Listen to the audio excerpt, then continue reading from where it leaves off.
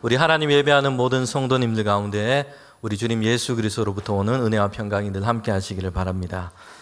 네, 오늘은 어린이 주일입니다. 우리 어린이 주일을 보내면서 우리에게 주신 자녀들, 특별히 또 교회 학교 우리 어린이들이 얼마나 소중한지를 다시 생각하는 그런 주간이 되면 좋겠습니다. 여러분, 어린이들은 우리의 신앙을 계승해서 이제 장래 교회와 선교를 이끌어갈 미래 세대입니다. 앞으로 계속해서 세상 가운데 하나님의 나라를 세워가야 할 그런 미래 세대인 것입니다. 어린이들을 사랑으로 돌보고 바른 믿음 위에 세워가는 것이 참으로 중요합니다. 거기에 우리 교회, 한국교회에 그렇게 미래가 그렇게 많은 부분이 달려 있는 것입니다. 우리나라는 이미 오래전부터 저출산에 그렇게 늪에 빠져 있습니다. 여러 대안과 방법들을 다 찾았지만 사실 큰 변화가 없습니다. 다른 나라와 비교했을 때 출산율이 현저하게 낮습니다. 지금 인류 역사 가운데서도 아주 이례적이라고 그렇게 얘기를 합니다. 그래서 외국의 한 학자는 한국의 이 출산율을 보면서 이렇게 얘기했습니다. 국가적으로 소멸의 길로 가는 마치 집단적 자살 현상처럼 그렇게 보인다라고 얘기할 정도였습니다. 사실 이런 현상은 교회 학교에도 그렇게 큰 영향을 주었습니다. 교회 학교에도 어린이들이 현저하게 줄어들었습니다. 지금 한국 안에 교회 학교가 없는 교회들이 해마다 늘고 있습니다. 거의 50% 가까운 교회가 거의 절반이죠. 교회 학교가 없습니다. 영유아부는 지금 80% 교회가 그렇게 없습니다.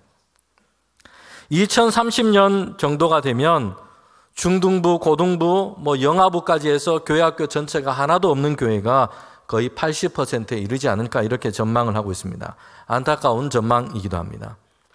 이처럼 미래를 생각하면 이게 쉽게 낙관적으로 이야기할 수 없는 것이 그렇습니다. 통계나 수치로 보면 전망이 밝지 않습니다.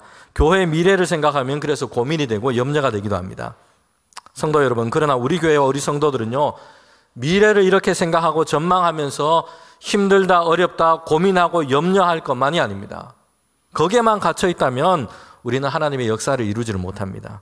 하나님의 역사는 부정적인 전망으로 근심하고 염려하는 일에만 갇혀있는 이들이 아니라 열심을 가지고 열정을 가지고 하나님께서 주신 그 일을 오늘에도 감당하기를 원하는 이런 이들을 통하여 열릴 줄 믿습니다. 교회가 미래를 준비하는 것은요, 많은 물적 자원을 그렇게 비축해 놓는 것으로 되지 않습니다.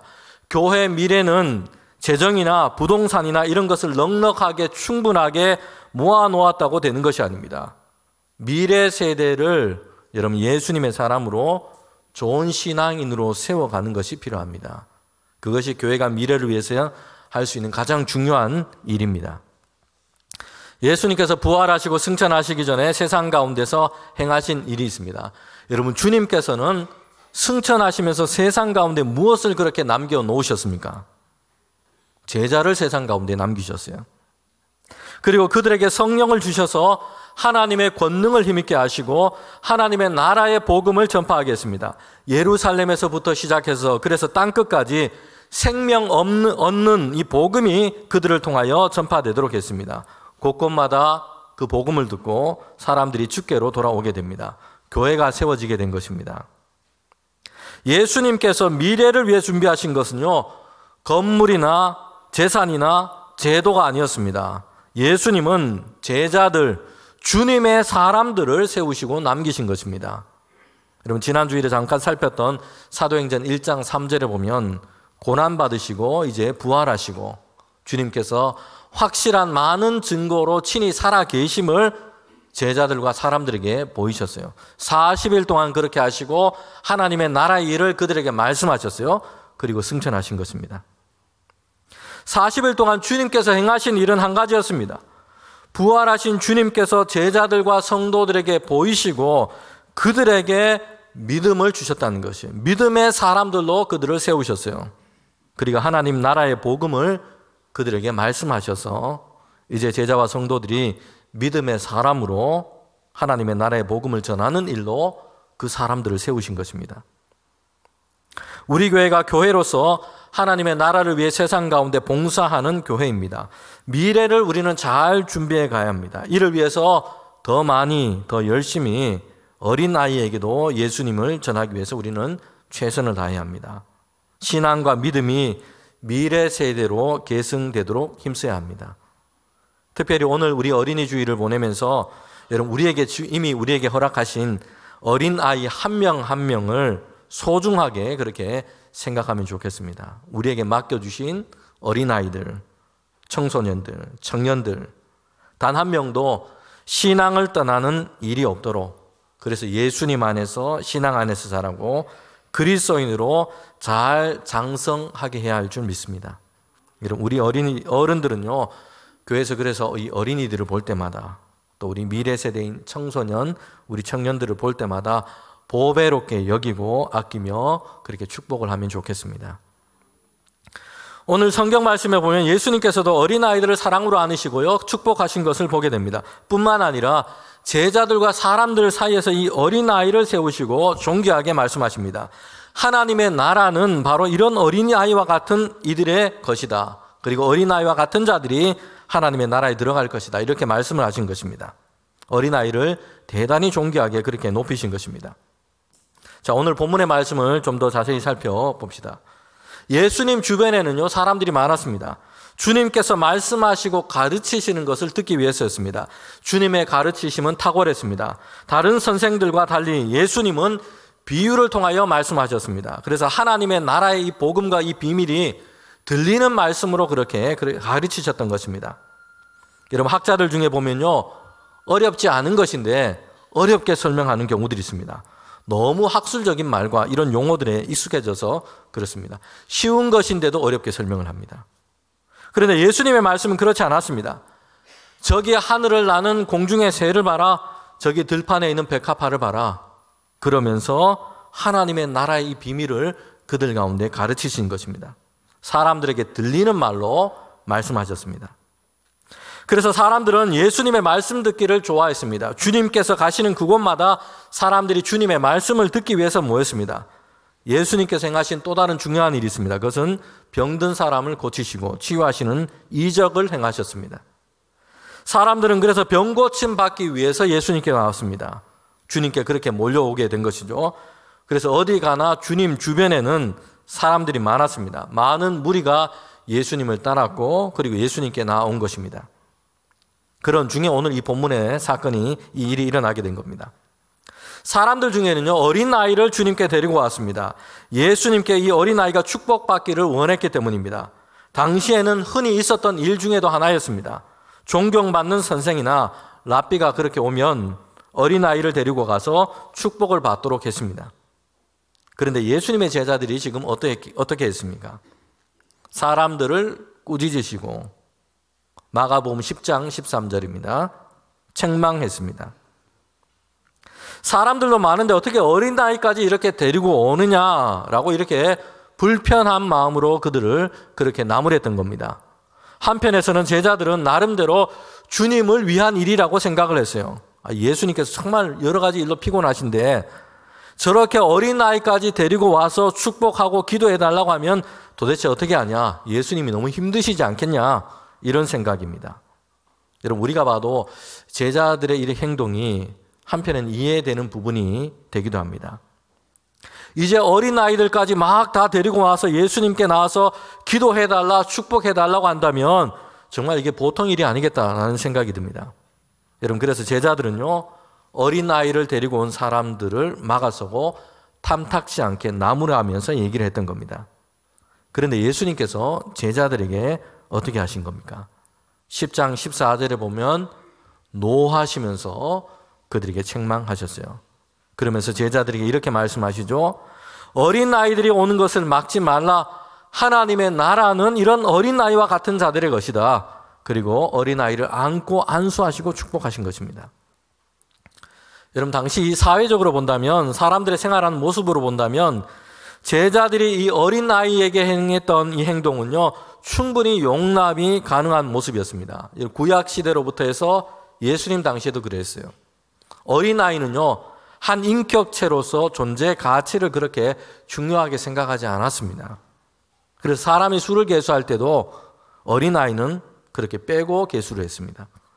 전쟁에 나갈 수 있고 노동력이 되는 그런 나이가 아니기 때문입니다. 민수기에 보면 장정을 계수하는 것은 하나님의 명령이기도 했습니다. 그러나 하나님께서 그렇게 하신 목적이 있습니다. 그것은 연약한 어린아이, 연약한 여성들을 보호하기 위해서였어요. 전쟁에 동원되는 이런 일이 없도록 하신 것입니다. 그런데 사람들은요, 하나님께서 선하게 세우신 그 일을 잘못된 방향으로 바꾸었어요. 장정만 계수하니까 어린아이와 여성들의 그 존재 가치를 중요하게 생각하지 않았던 겁니다. 몇 가지 예를 들면요, 구약 성경에 보면 이제 이스라엘 백성이 애굽에 종살이를 하다가 나오게 되죠. 하나님께서 그들의 탄식과 신음 소리를 들으셨어요. 모세를 지도자로 세우시고 이스라엘 백성을 애굽에서 인도하여 내십니다. 약속의 땅 가나안 땅에 들어가게 하십니다. 그때 이스라엘 백성이 몇 명이었다고 성경은 얘기하고 있습니까? 장정만 60명 이렇게 기록하고 있어요. 출애굽한 이스라엘 백성을 세서 이렇게 성경이 기록해 놓았는데 사람들이 얘기하고 있는데 어린아이는 들어가지 않고요, 장정만 이렇게 기록을 하고 있습니다. 이 먼 과거 구약 시대의 이야기뿐만 아니라 신약에 예수님께서 활동하실 때도 그랬습니다. 빈들에서 가르치시고 사람들이 이제 저녁이 되어서 그들 가운데 주님께서는 먹이시고자 했습니다. 보리떡 5개와 물고기 2마리로 축사하시고 떼어서 그들을 먹이십니다. 배불리 먹이셨고 12강주리가 남았습니다. 오병이어의 기적이죠. 이 사건에 대한 기록을 보면 몇 명이 먹었다고 이렇게 기록되어 있습니까? 장정만 5,000명. 여기도 보면 장정만 이렇게 계수를 하고 있습니다. 출애굽할 때도 장정만 이렇게 계수했고 예수님의 오병이어 사건 가운데서도 장정만 5,000 이렇게 하고 있습니다. 두 사건의 시간의 간격은요 거의 1500년에 가깝습니다. 1500년이 지났는데 사람들은 수를 세는데 어린이는 포함하지 않았습니다. 그리고 사람들은 그렇게 하면서 어린 나이의 존재 가치를 중요하지 않게 생각했던 것입니다. 장성한 남자들 중심이었습니다. 노동력, 전쟁에 참전할 수 있는 능력, 이런 것으로 사람의 수를 세고 존재 가치를 그렇게 인정했습니다. 신체적으로, 지성적으로 성장했다 생각하는 장년들만 권리를 가졌고 그 수를 계수했습니다. 그러면서 하나님의 의도와 목적과는 반대로 사람들은 어린 아이들의 이 존재 가치를 가볍게 여겼던 겁니다. 자, 이처럼 어린아이에 대한 당시 사람들의 어떤 관념, 사람들의 생활 모습을 생각해 보면 어린아이를 데리고 오지 말라라고 제지했던 제자들의 행동은 오히려 이해가 됩니다. 반대로 예수님께서는요, 어린아이를 오는 것을 막지 말라, 제자들에게 노하시고 어린아이를 안고 축복하셨어요. 이것이 어떻게 보면 이례적으로 보인다는 것이에요. 어린아이들은 당시 사회 안에서 존재 가치를 존중받지 못했습니다. 그러나 예수님은 그들을 존귀하게 여기시고 그들을 사랑하시고 축복하신 것입니다. 여성이나 어린 아이들에게 존재 가치를 주지 않았던 이런 모습은요, 사실 오늘 현대 사회 안에서도 여전합니다. 한 사람을 하나의 인격체로 존중하지 않고 그 사람이 가진 재력이나 능력이나 활용 가치 이런 것으로 평가를 하는 것이요. 그것은 존재 가치를 따지는 것이죠. 사람들이 흔히 생각하는 일반적인 기준에 도달하지 못하면 그래서 투명 인간 취급을 당하기도 하고요. 불필요하다는 잉여 인간으로 생각이 되기도 합니다. 무시를 당하거나 가까이 가서 그와 함께 하려고 하는 사람들이 별로 없습니다.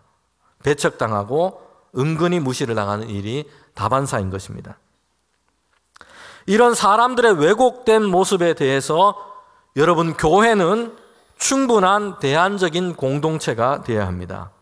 예수님께서 어린아이를 안으시고 존귀하게 여기시고 축복하신 것과 같습니다. 교회도 이런 예수님의 모습을 따라가야 합니다. 교회와 성도는 뭔가 특별한 사회운동을 하고 사회 변혁을 위한 프로젝트를 만들고 실천해서 세상 가운데 영향을 주고 변화를 시킬 수 있는 게 아닙니다. 교회는요, 주님의 몸된 교회로서 그 교회다움을 가질 때입니다. 예수님께서 보여주시는 것을 따르고 예수님께서 말씀하신 것을 따라서 살아갈 때입니다. 주어진 자리에서 신실하게 예수님을 따라서 살아가는 것입니다. 여러분, 그래서 예수님께서 사람들이 대수롭지 않게 여기고 존재감이 없고 무시되었던 그 어린아이들을 예수님께서는 존귀하게 여기시고 사랑으로 안으신 것처럼 예수님을 따르고 예수님을 닮기를 원하는 교회도 그래야 합니다. 누구라도, 연약한 자라도, 장애가 있어도, 현실적으로 별로 유익을 주지 못하는 사람이라 여겨줘도, 여러분, 교회에서는요, 하나님께서 창조하신 한 인격체로 존중받아야 합니다.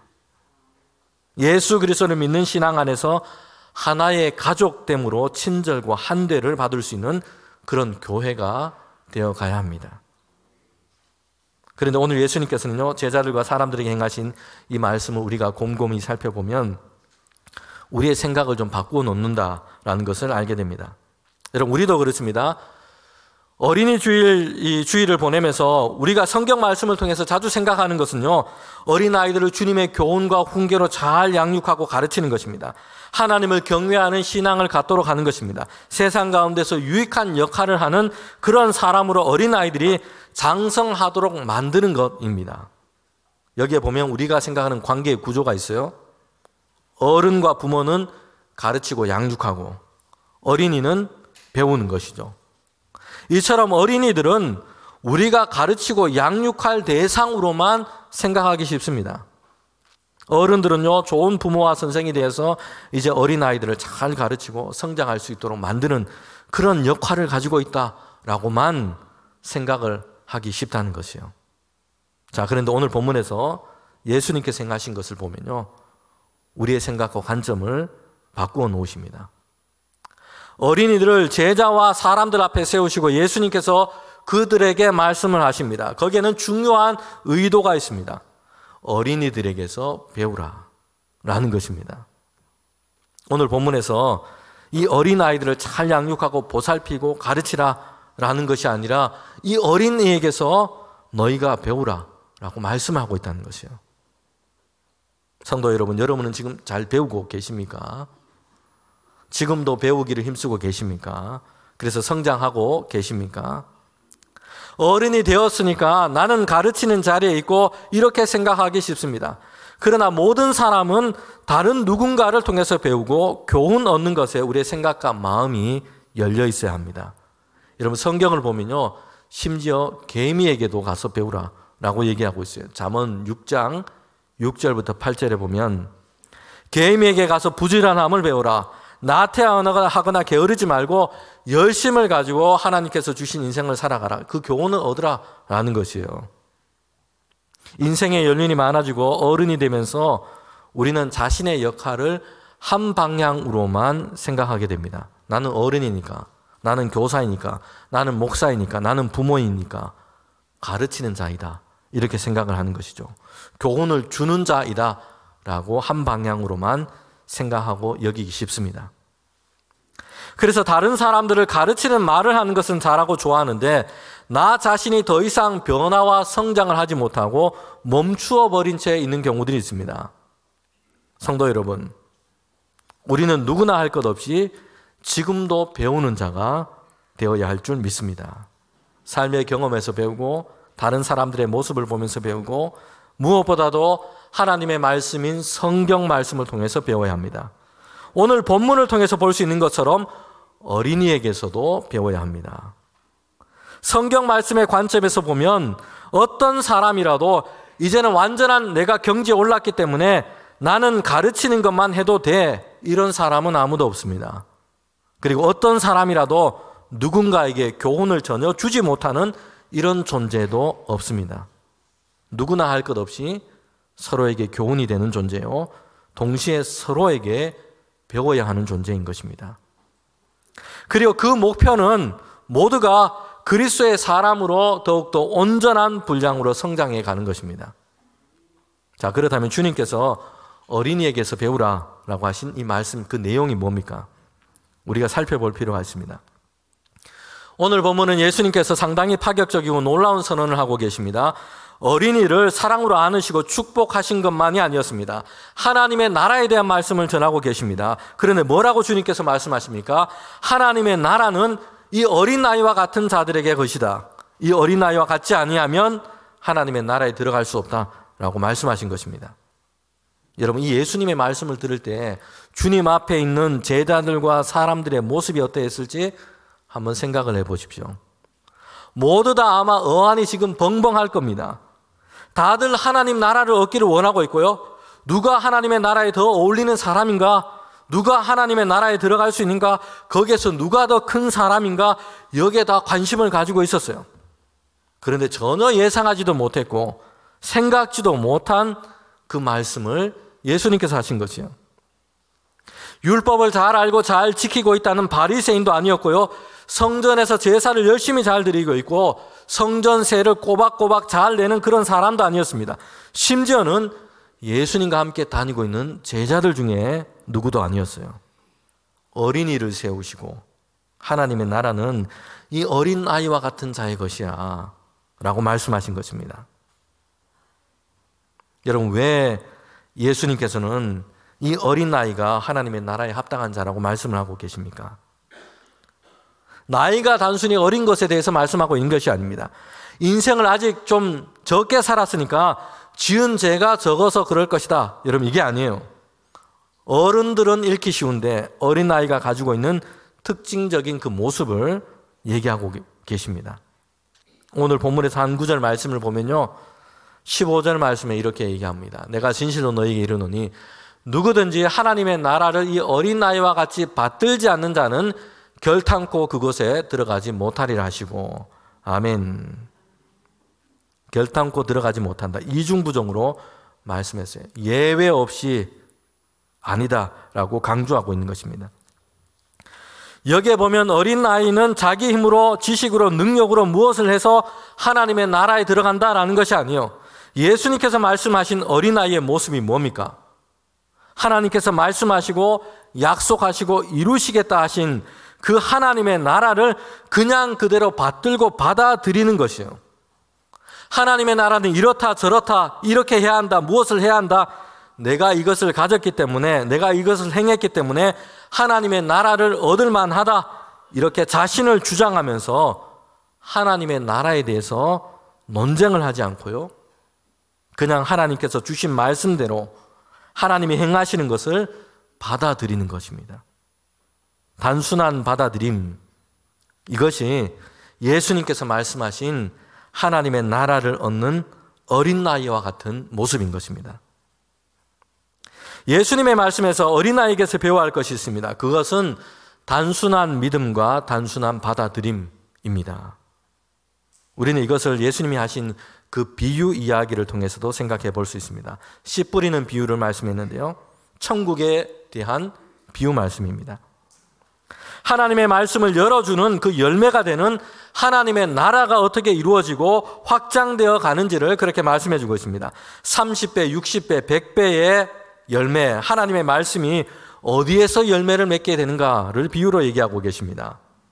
하나님의 말씀을 받는 사람이 길가와 같아서도 안 되고요, 가시덤불과 돌짝밭과 같아서도 안 됩니다. 자기 이론, 자기 생각으로 단단해져 있어서 그렇게 해서 의심과 회의로 방어벽을 치고 하나님의 말씀을 이렇게 대한다면 말씀의 씨앗이 여러분 그에게 들어가지를 못합니다. 세상의 염려와 근심으로 가시덤불처럼 둘러 진치고 있어서 잠시는 하나님의 말씀을 받는 것처럼 그렇게 보이지만 하나님의 말씀이 그의 삶 전체 가운데 확장되고 역사하지를 못하게 됩니다.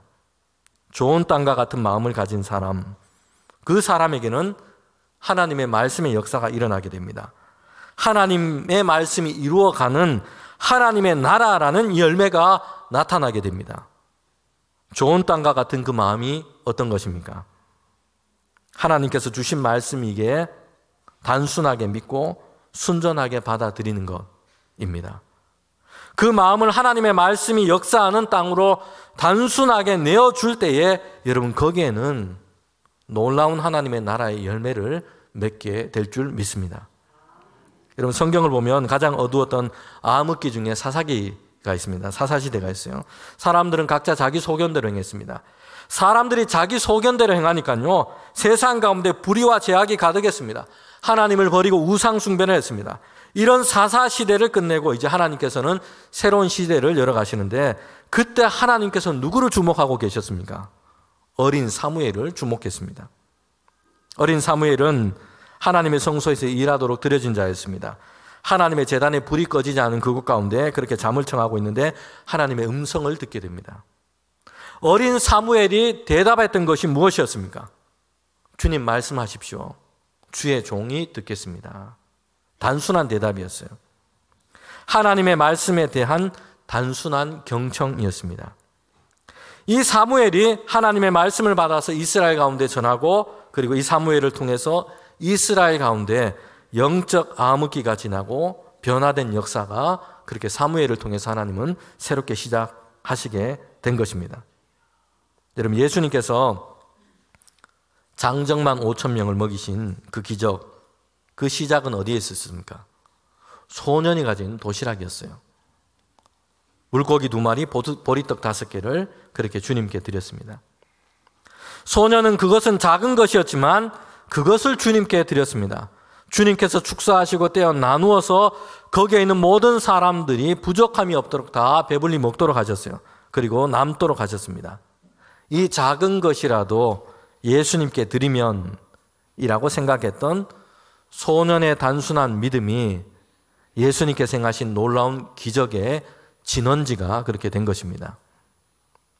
세상 가운데 사람들 사이에 우리가 살아갈 때는요, 많은 지식이 필요하기도 합니다. 많은 의견들에 대해서 의구심을 가지고 검증을 해야 하기도 합니다. 그렇게 하는 것이 필요하고 유익할 때가 많습니다. 또 그렇게 하는 것이 지혜롭기도 합니다. 그러나 하나님의 말씀과 하나님의 일하심 앞에서 여러분 가장 지혜로운 것은요, 단순한 믿음과 단순한 받아들임입니다. 사람의 생각과 지식과 경험으로 논쟁하려 하지 않고 순전한 마음으로 받아들이는 것입니다.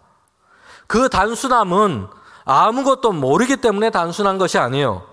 하나님이 참으로 하나님 되심을 깊이 알 때 오는 단순함인 것입니다. 여러분, 그럴 때는요, 하나님의 생명력 있는 말씀이 우리에게 우리의 삶의 현실에서 열매를 맺게 됩니다. 타락한 사람의 본성과 마음에는요, 뭐가 자랍니까? 가시와 엉겅퀴가 자라게 됩니다. 그러나 단순한 믿음으로 하나님을 내 인생과 세상을 주관하시는 분으로 믿을 때, 단순한 받아들임으로 하나님의 말씀과 섭리를 인정하고 받아들일 때에는요, 거기에는 하나님이 열어가시는 하나님 나라의 열매를 얻게 될 줄 믿습니다. 주님이 말씀하십니다. 어린아이에게서 배우라. 단순한 믿음과 단순한 받아들임으로 하나님과 동행하는 복된 주의 성도들 되시기를 주님의 이름으로 축복합니다.